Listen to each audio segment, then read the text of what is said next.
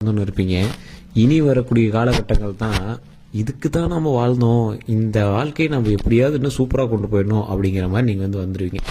So கடகராசி அப்படின்னாவே கஷ்டங்களை அனுபவித்த ராசி கடகம். அதாவது இந்த கடகத்தினுடைய ஒரு அற்புதமான ஒரு விஷயம் என்ன தெரியுமா, எவ்வளோ கஷ்டங்களை தாண்டினீங்க அப்படின்னாலும் அந்த இடத்துல நீங்கள் கண்ணீர் விட்டு ரொம்ப ஃபீல் பண்ணியிருப்பீங்க, தவிர வாழ்க்கை விட்டு வெளியே போயிருக்க மாட்டீங்க. அதாவது வேறு எதுவும் தாட்லாம் வந்திருக்காது. குறிப்பிட்ட டைமில் நீங்கள் ரொம்ப வெறுத்திருப்பீங்க வாழ்க்கையவே. குடும்பத்தில் இருந்து ஒரு சப்போர்ட் கிடைச்சிருக்காது, ரொம்ப நீங்கள் டவுன்ஃபாலாக ஃபீல் பண்ணியிருப்பீங்க, பண விஷயங்கள்ல ரொம்ப டவுனாக இருந்திருப்பீங்க. ஆனால் இனி வரக்கூடிய காலகட்டங்கள் பண விஷயத்துலேயும் அருமையாக இருக்கும், குடும்ப ரீதியான விஷயத்துலையும் அருமையாக இருக்கும். தற்போதைய காலகட்டத்தில் நீங்கள் வீடு சரி பண்ணக்கூடிய ஒரு காலகட்டத்தில் இருப்பீங்க, நிலம் வாங்கக்கூடிய ஒரு காலகட்டத்தில் இருப்பீங்க, வண்டி வாகனம் வாங்கக்கூடிய ஒரு காலகட்டத்தில் இருப்பீங்க. சரி, இந்த தடவை உங்களுக்கு நீங்கள் எதிர்பார்த்த சில விஷயங்கள், எதிர்பாராத சில நன்மைகள், ரொம்பவும் ஆச்சரியப்படக்கூடிய சில அதிர்ஷ்டங்கள் நடக்கக்கூடிய ஒரு அற்புதமான காலகட்டம் சார் கடகராசியை பொறுத்த வரைக்கும் முதன்மையாக நீங்கள் செய்யக்கூடிய விஷயம், இந்த இடத்துல நீங்கள் கவனமாக இருக்கக்கூடிய விஷயம், எதில் நீங்கள் எச்சரிக்கையாக இருக்கணும் அப்படிங்கிற விஷயம், இது மூணுமே நான் சொல்கிறேன். ஸோ தயவு செய்து வீடியோ ஸ்கிப் பண்ணாமல் பாருங்கள், நம்ம சேனலை ஃபாலோ பண்ணிட்டு பாருங்கள், சப்ஸ்கிரைப் பண்ணிட்டு பாருங்கள். அதே மாதிரி நிறைய பேர் ஜோதிடம் பார்க்கணும்னு ஆசைப்படுறீங்க, கீழே டிஸ்கிரிப்ஷனில் நம்பர் கொடுத்துருக்கேன். ஃபேஸ்புக்கில் பார்த்துருக்கீங்கன்னா ஸ்க்ரீன்லேயே நம்பர் இருக்குது. நீங்கள் ஃபோன் பண்ணிங்க அப்படின்னா கொஞ்சம் பிஸின்னு வருது, இல்லை வெயிட்டிங்கில் வருது அப்படின்னா கொஞ்சம் தயவு செய்து வெயிட் பண்ணி நீங்கள் பண்ணுங்கள். ஏன்னா கிட்டத்தட்ட 4 லாங்குவேஜில் ஜோதிடம் பார்க்கக்கூடியவர். ஸோ அதனால் கொஞ்சம் பிஸியாக இருப்பாங்க, கொஞ்சம் பொறுமையாக நீங்கள் ஹேண்டில் பண்ணிங்க அப்படின்னா, ஏன்னா இது நமக்கு நல்லது நடக்கக்கூடிய விஷயம் சார். எல்லா ஜோதியும் எங்கே சார் பண்ணி சொல்கிறாங்க அப்படின்னா, நீங்கள் ஒரு டைம் டெஸ்ட் பண்ணி பாருங்கள். ஏன்னா 6 பிரபலமான ஆக்டர்ஸ் ஜோதிடம் பார்த்துருக்கீங்க, 6 பேருக்கு. இப்போ இருக்கிறது பிரபலமான ரொம்ப டாப் மோஸ்ட் ஆக்டர்ஸுமோ ஏதோ ஒன்று கேரக்டர்ஸ் அந்த மாதிரிலாம் இல்லை, டாப் மோஸ்ட் கேரக்டர்ஸுக்கு கிட்டத்தட்ட 6 பேருக்கு ஜோதிடம் பார்த்துட்ருக்காரு. அது மட்டும் இல்லாமல் பொலிட்டீஷியன்ஸுக்கு செப்பரேட்டாக ஜோதிடம் பார்த்துருக்காரு. எது பண்ணோம் அப்படின்னாலும் நீங்கள் கேட்டு தான் பண்ணுவாங்க. தற்போதைய நிலைமையில் சில முக்கியமான கூட்டணிக்கையில் இருக்கக்கூடிய ஒரு கட்சிகளுக்கே ஜோதிடம் பார்க்கக்கூடிய அளவுக்கு ஒரு மிகப்பெரிய ஒரு ஆளுமை திறன் கொண்டவர். அந்த அளவுக்கு ஜோதிட சிகாமணி அப்படின்னு சொல்லலாம்.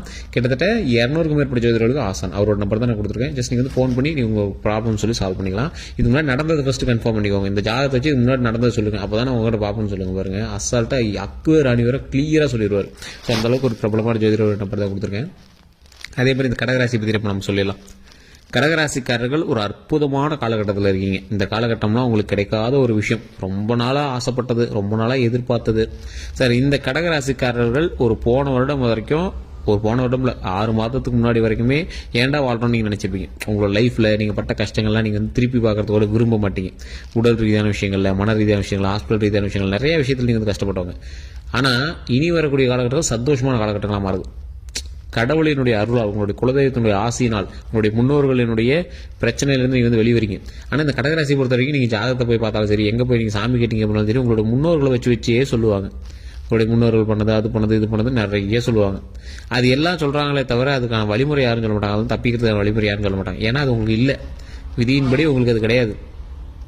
முன்னோர்களுடைய சாபப்பட்ட ராசிகள் கடகராசி. இது இப்போ நான் உங்களை பார்க்க கிடையாது, கடகராசியில் இருக்கிற அத்தனை பேருக்குமே காமனாக சொல்கிறேன். அப்படின்னா முன்னோர்களுடைய ப்ராப்ளம் காமனாகவே இருக்குதுங்க இந்த கடகராசி. அது கடகராசியில் பிறந்தீங்க அப்படின்னாவே உங்களுக்கு முன்னோர்களுடைய இது இருக்குது அப்படின்னு தான் அர்த்தமே தவிர தனிப்படியாக அது இதுலாம் எதுவுமே கிடையாது. அதே போல் இந்த ராசிக்காரர்களுக்கு இன்னொரு விஷயத்தை நீங்கள் நல்லா புரிஞ்சிக்காங்க. ஜாதகத்தை பார்த்து நீங்கள் அடுத்து தப்பிக்கிறதுக்கான விஷயத்த தான் சொல்லணுமே தவிர, ஜாதகத்தை பார்த்து உங்களோட ப்ராப்ளத்துக்கான சொல்யூஷனை அப்பயே கிளியர்லாம் பண்ண முடியாது. அதை நான் தெளிவாக சொல்கிறேன். இப்போ நீங்கள் ஃபோன் பண்ணி ஜோதிடர்கிட்ட கேட்டீங்க அப்படின்னாலும் இதிலேருந்து தப்பிப்பதற்கு உங்களுக்கான செயல்கள் என்னவோ அதை சொல்லுவாங்க. நீங்கள் அங்கேருந்தே வீட்டிலேருந்தே பண்ணி நீங்கள் தப்பிச்சிக்கலாம்.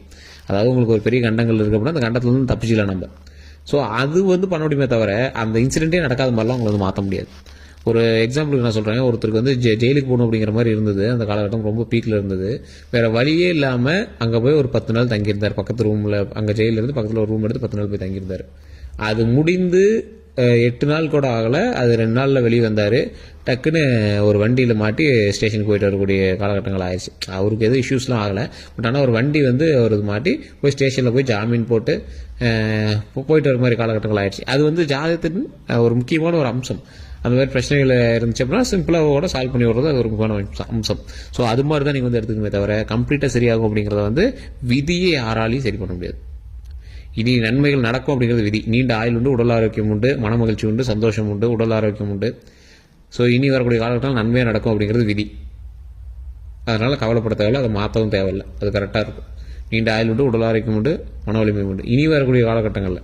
ஸோ நிறைய பேர் எதிர்பார்த்தது தானே, இனி வரக்கூடிய காலகட்டத்தில் நீண்ட ஆயுள் உண்டு, மனமகிழ்ச்சி உண்டு, சந்தோஷம் உண்டு, உடல் ஆரோக்கியம் உண்டு, செல்வ செழிப்போடு வாழுவதற்கு அற்புதமான காலகட்டமாகவும் இந்த காலங்கள் அமைந்திருக்கு. ஸோ அதனால் அந்த காலகட்டத்தை நம்ம எப்படி பயன்படுத்திக்கிறோம் அப்படிங்கிறது தான் ஒரு முக்கியமான விஷயம். ஸோ இந்த காலகட்டத்தில் எதெல்லாம் பெஸ்ட்டு, எதெல்லாம் நன்மை, எதெல்லாம் நடக்க இருக்குது அப்படின்னு கேட்டிங்கன்னா, பாயிண்ட் 1, வீடு கட்டுவீங்க, வீடு ஆல்ட்ரேஷனாக பண்ணுவீங்க. அதன் மூலமாக சில நன்பெயர்களை வந்து வாங்குவீங்க. சார் வீடு கட்டிடுங்க சார், அப்படி பண்ணிங்க சார், அப்படி பண்ணி சார், ஏதோ ஒரு நல்ல பெயர் வந்து கிடைக்கும். அதே போல் அடுத்தது வண்டி வாகனங்கள் வாங்கக்கூடிய ஒரு அற்புதமான காலகட்டம். ஒரு வண்டி வாங்குவீங்க, செகண்ட் ஹேண்ட்லேயாவது ஒரு கார் வாங்குவீங்க. அதாவது இப்போ வீடு கட்டணும்னு சொன்னேன், புதுசாக வீடு கட்டிங்களா அப்படின்னு கேட்டால் வீட்டில் ஒரு ரூமாவது கட்டிங்க, இல்லை ஒரு ஆல்ட்ராவது பண்ணுவீங்க. வண்டி வாகனங்கள் வாங்குறீங்க, புது கார் போய் டெலிவரி எடுப்பீங்களான்னு கேட்டால் செகண்ட் ஹேண்ட்லேயாவது ஒரு கார் வாங்குவீங்க. இந்த மாதிரி தான் வந்து நடக்கும். அதே போல் தொழிலில் ஓரளவுக்கு நல்ல மேன்மை அடையக்கூடிய ஒரு காலகட்டம். ஒரு 1000 ரூபாயாவது ப்ரொமோஷன் கிடைக்கும்.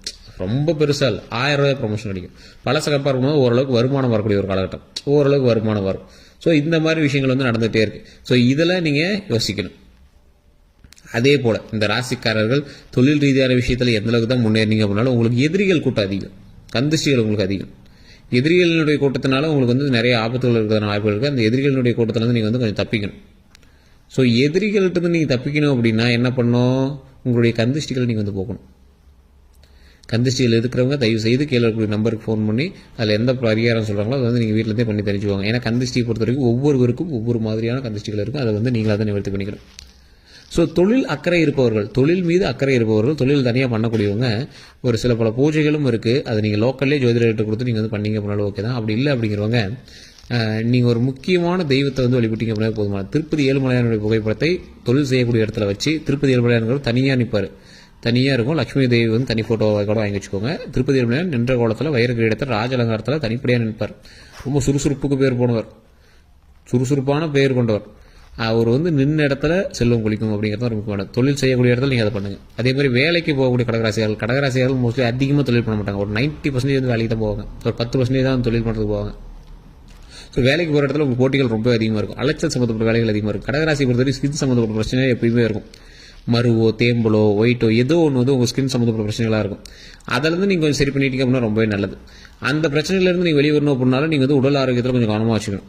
ஸோ தேம்பல் இந்த மாதிரி விஷயத்தெல்லாம் கொஞ்சம் கவனமாக வச்சுக்கணும். ஸ்கின் சம்மந்தப்பட்ட விஷயத்தில் எப்பவுமே கொஞ்சம் கவனமாக இருங்க. தற்போதைய நாட்கள் உடல் வந்து கொஞ்சம் பெருத்திருக்கும். உடல் சம்மந்தப்பட்ட விஷயத்தில் கொஞ்சம் ஹாஸ்பிட்டல் பிளட் செக்அப் அதெல்லாம் பார்த்துருப்பீங்க. எல்லாமே நார்மல் அப்படின்னு தான் சொல்லியிருப்பாங்க, பெரிய இஷ்யூஸ் இல்லை அப்படின்னு சொல்லியிருப்பாங்க. ஸோ என்ன இருந்தாலும் உடல் ஆரோக்கியத்தில் கவனம் தேவை. மற்றபடி உங்களுக்கு எந்த ஒரு இஷ்யூஸும் கிடையாது. கல்வி சம்மந்தப்பட்ட விஷயத்தில் கொஞ்சம் கவனமாக இருங்க. தொழில் சம்மந்தப்பட்ட விஷயத்தில் கொஞ்சம் கவனமாக இருங்க. கூட இருக்கக்கூடிய உறவுகள்கிட்ட கொஞ்சம் கவனமாக இருங்க. இப்போ வந்து நீங்கள் உங்களுடைய சொந்தங்களுக்கு சீர் செய்யக்கூடியது, சொந்தங்களுக்கு ஹெல்ப் பண்ணுறது, அண்ணன் தம்பிக்கு கொஞ்சம் ஹெல்ப் பண்ணுறது, பணம் கொடுத்து ஹெல்ப் பண்ணுறது, நிலம் வாங்குறது, வீடு வாங்குறது, இந்த மாதிரி விஷயங்கள்லாம் அமையக்கூடிய ஒரு காலகட்டம். எல்லாமே ஒரு பேக்கப் தான், உங்களுக்கு ஒன்றும் பிரச்சனை கிடையாது. எல்லாமே வந்து ஒரு இன்வெஸ்ட்மெண்ட் தான். அப்படி தான் நீங்கள் வந்து எடுத்துக்கணுமே தவிர அது பிரச்சனை இது பிரச்சனை எடுத்துக்கூடாது. அதே மாதிரி மன ரீதியான சில முன்னெடுப்போடு மன ரீதியாக ஒரு சாட்டிஸ்ஃபேக்ஷனாக வந்து மற்றவங்களை செய்யுங்க. மற்றவங்களுக்கு ஒரு நன்மை செய்யணும் அப்படின்னாவே மன ரீதியாக சாட்டிஸ்ஃபைடாக செய்யணுமே தவிர மற்றபடி எந்த ஒரு இஷ்யூஸும் நம்ம வந்து இழுத்துக்கிட்டு அதை பெருசு பண்ணிட்டுலாம் பண்ணக்கூடாதுங்க. சார் நீங்கள் சொல்கிறது புரியலையே அப்படிங்கிறீங்க, நான் தெளிவாக சொல்கிறேன் கேட்டுக்காங்க. மன ரீதியான சாட்டிஸ்ஃபைனா நீங்கள் உங்கள் யாருக்காவது போய் ஒரு ஹெல்ப் பண்ணுறீங்க, அந்த ஹெல்ப் பண்ணிட்டு நீங்கள் வந்து சொல்லி கட்டிடுவீங்க. அப்படி இல்லை அப்படின்னா வார்த்தைகளை தான் விட்டுருவீங்க. அந்த வார்த்தையினால சில டென்ஷன் ஆகக்கூடிய காலகட்டங்கள் இருக்கிறதுனால அந்த வார்த்தையில் மட்டும் கொஞ்சம் கவனம் செலுத்துங்க. ரொம்பவே எச்சரிக்கையாக வார்த்தையை விடுங்க, அது ரொம்ப நல்லது. அந்த வார்த்தை விடும்போது கொஞ்சமாவது யோசிங்க. அச்சோ இந்த இடத்துல நம்ம இப்படி வார்த்தை விட்டுருக்கூடாதோ, இந்த இடத்துல இப்படி வார்த்தையை பேசிட்டோமோ அப்படிங்கிறதெல்லாம் கொஞ்சம் தயவுசெய்து யோசிங்க. இந்த யோசிக்கக்கூடிய தருணத்திலேயே நீங்கள் வந்து சில ப்ராப்ளத்தை வந்து நீங்கள் சால்வ் பண்ண முடியும். ஸோ உங்களுடைய வார்த்தைகள் மட்டும்தான் உங்களுக்கான தேவையில்லாத ஒரு விஷயம், மற்றபடி ஒன்றும் ப்ராப்ளம் கிடையாது. திருமணமாகாமல் தவிர்க்கக்கூடிய கடகராசிக்காரர்களுக்கு மட்டும் கொஞ்ச நாள் வெயிட் பண்ணுற மாதிரி இருக்குது.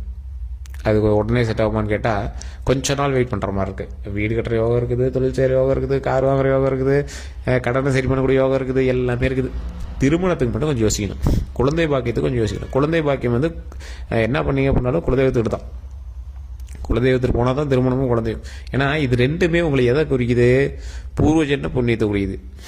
அதுலேயும் எதை குறிக்குது, உங்களுடைய முன்னோர்களினுடைய சாபங்களோ முன்னோர்களினுடைய புண்ணியங்களோ தான் உங்களை வந்து குறிக்குது. ஸோ இது ரெண்டும் உங்களோட அடிப்படையில் இல்லை, நீங்கள் பண்ணதோடைய விதியின் அடிப்படையில் அது கிடையாது. உங்களுடைய முன்னோர்களினுடைய விதியின் அடிப்படையில் தான் உங்களுக்கான அடுத்த வாழ்க்கை வந்து தொடரும். செல்வ செழிப்பு தொழிலெலாம் வந்து உங்களுடைய விதியின்பால் வர்றது.